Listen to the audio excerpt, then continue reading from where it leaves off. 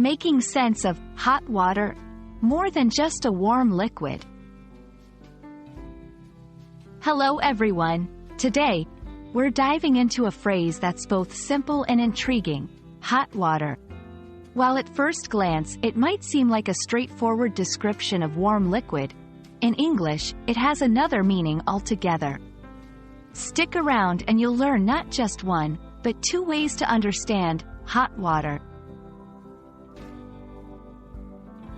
When you boil water for your tea or coffee, the water gets hot.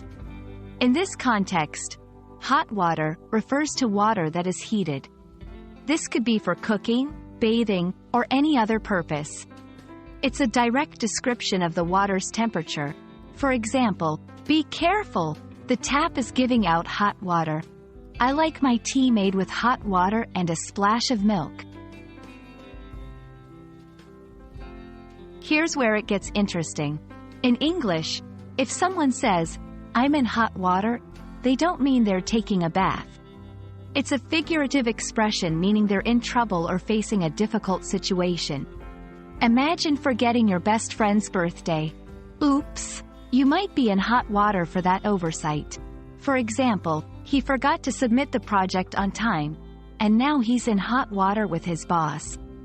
If you keep skipping classes, you're going to find yourself in hot water. Using hot water correctly is all about context. Remember, 1. If you're talking about the temperature of the water, you're using the literal meaning. 2. If you're discussing a problematic situation, then you're using the figurative sense. It's also worth noting that while the literal meaning is universal, the figurative sense might not be immediately understood by everyone, especially those new to English. So always be mindful of your audience. And there we have it. Hot water is more than just a temperature description. It's a colorful way of saying trouble in English. I hope this video has shed some light on this phrase for you.